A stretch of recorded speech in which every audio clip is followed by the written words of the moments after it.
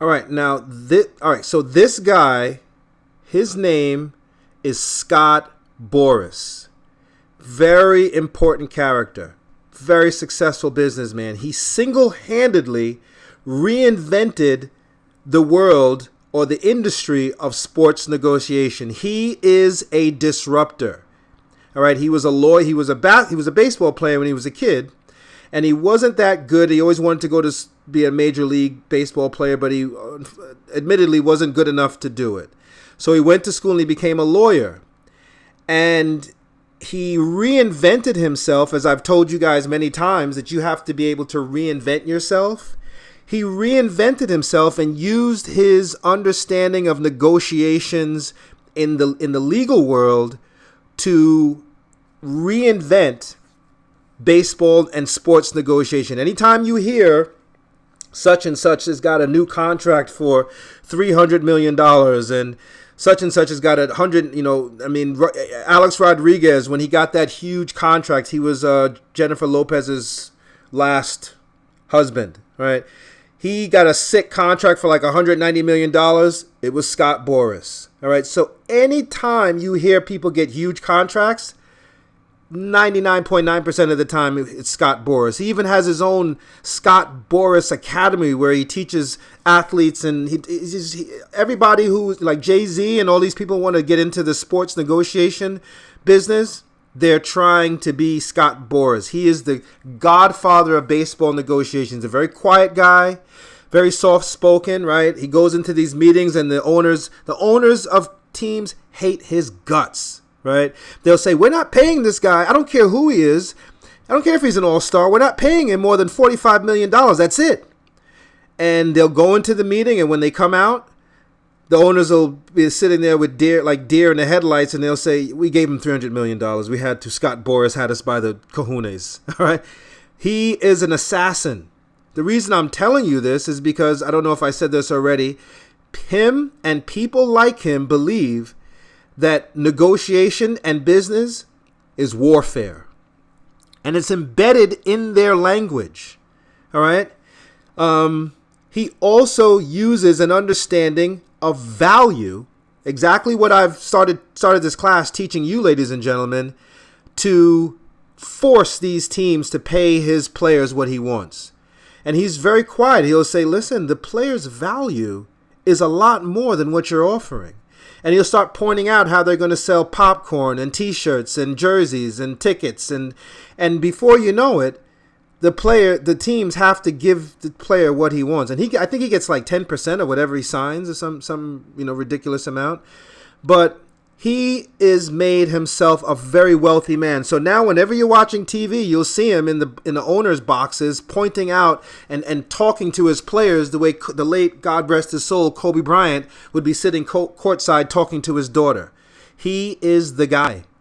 All right. And if you want to be a negotiator, if you want to idolize anybody in negotiation, and when you start negotiating, if you can model yourself after Scott Boras, you will be a very dangerous negotiator indeed.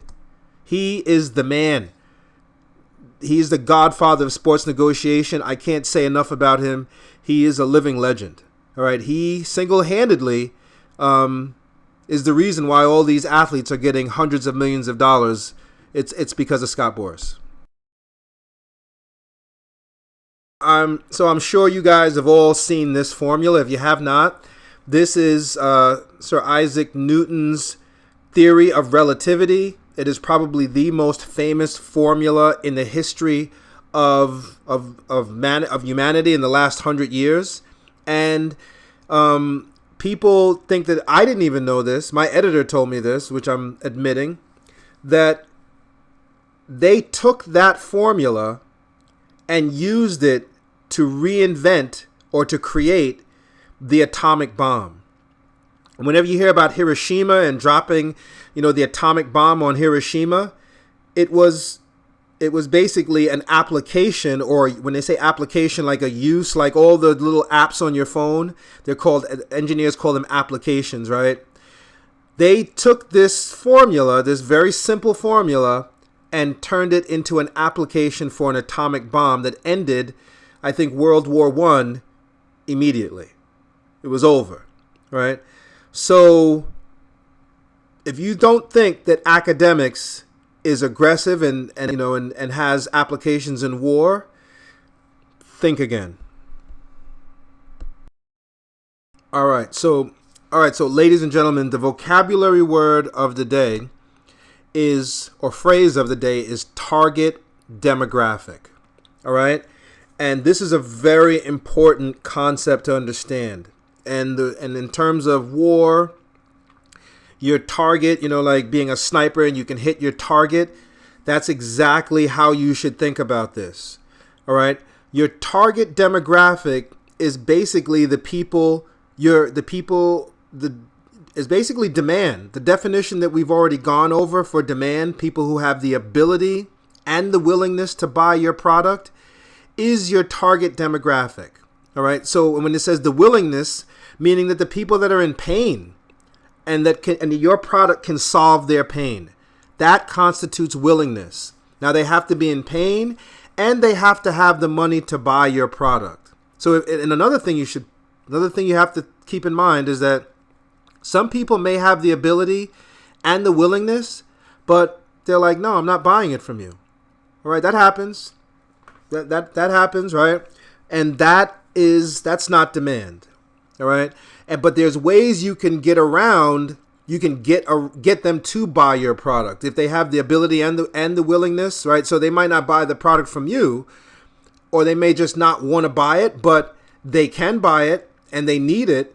It's up to you to show them how much pain they're in, to amplify pain, to get them to take the money out of their pocket and spend it. In the world of sales, they say you have to get them sick and then you have to get them cured, right? And that's what the salesperson does. So your target demographic, you have to be able to hit that bullseye, right? And what you should be thinking about doing is, when I talked about your brand and creating a product suite, you should think about each product as a missile, right? A launched missile that's targeted, locked and loaded to hit your target demographic with precision, right? Excuse me. And that's the whole, and that's the mentality. It's almost like a warfare mentality, all right?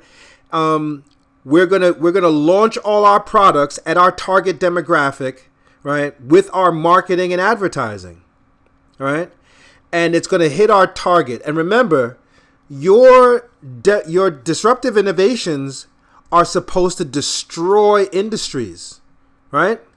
They're supposed to just destroy a whole industry. When Sean Fanning came up with Napster, the downloading music for free, he put Tower Records and he just destroyed the entire music industry and rebuilt it. All right, that's your goal with each disruptive innovation.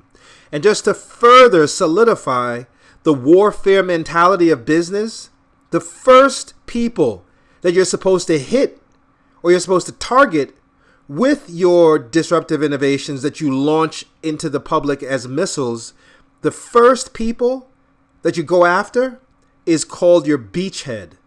So in war, when you hit the beach, like there's a famous, in World War II, they said the American soldiers jumped off these boats and they stormed the shores of Normandy in Germany.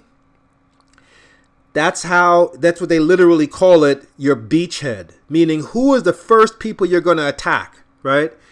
Who's the people that are in the most pain and that are gonna say, "Oh my God, I was dying and I bought this kid's product from Austin Public Schools and it cured my product." Who are the people that are gonna go and trumpet how incredible your product is, because they say you're supposed to have a critical mass, all right? You're supposed to amass and they call it critical mass. Amass a group of people that your target demographic hits, or your beachhead hits first, and those people become your salespeople. All right. So understanding this and understanding who your demographic is, who your beachhead is, all of these things are critically important in what's called your go-to-market strategy. All right. How are you going to attack the market? How are you going to go at the market? You have to know this, Because if you don't know this, people are not going to trust you, and they're not going to give you your money to get your money machine up and running.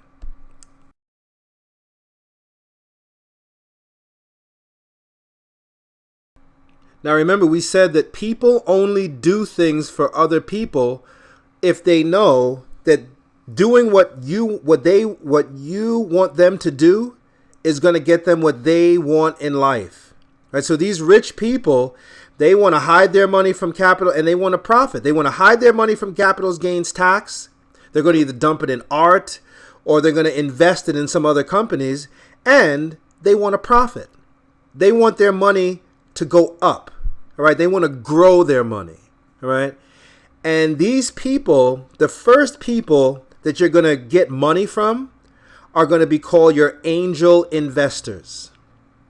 And what you have to do as a young entrepreneur is get so many of these people attracted to your product. They're going to start coming at you. They're going to be like, oh my God, these kids from, I saw them in the Shark Tank, and these kids from the Austin Public School came up with this insane invention that's going to reinvent Novocaine, right? Instead of having to take a needle and shove it down inside my gums when I go to the dentist, they came up with some ointment that you just rub on my gums, and then my gums goes numb, so I don't have to sit there and watch this horrible dentist on top of me with this long needle and terrified. I'm terrifying my kids, right?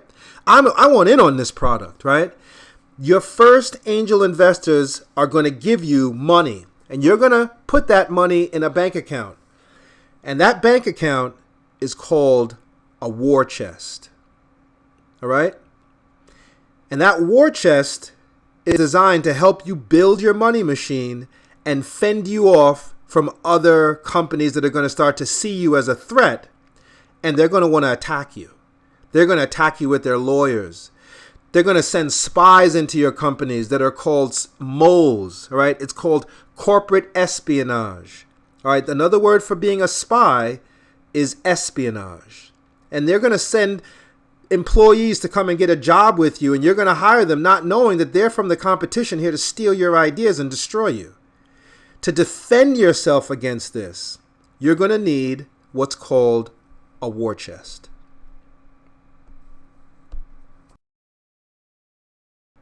All right, people, so here is the formula. This is, I think, the second time you're seeing it.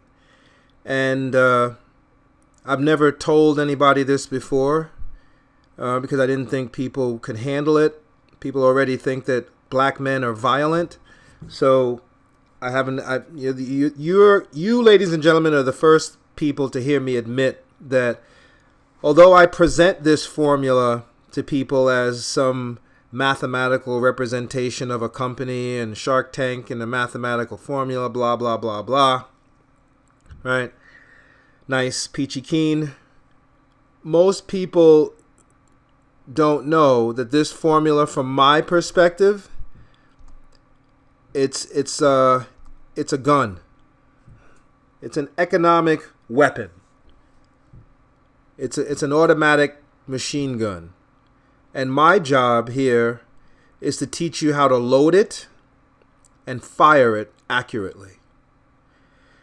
How to make sure that your bullets are high caliber bullets. When they say caliber, meaning caliber is usually the size of the bullet, and the bigger the bullet, the bigger the hole it puts in you. Not to be violent, but so I'm pretty sure that's what caliber means. This bullet, the bullets for this weapon, and when you hit people, when it hits its target, it doesn't produce blood and guts flying everywhere. It produces money. And the bullets are made of information. And the better you get at firing this weapon, as is the case when they talk about war, to the victor go the spoils. To the victor of war go the spoils. And these are the spoils, mansions and private jets. But it is a function of warfare. It is a function of warfare. And again, my job is to teach you how to assemble this gun, how to aim it, loaded with high caliber artillery, and how to fire it and hit your target. And there's no time to waste, because your most valuable asset as a CEO and as a salesperson is your time. Because this is a race. This is a rat race. And the person who crosses the finish line first and stays in front of the competition wins. The competition is literally your enemy, your adversary, right? And the competition is going to do all kind of stuff. They're going to try to load their gun and shoot it at you and blow your head off. So get it together. Get yourself ready, because as I said before, this is a race and I'm about to lap you.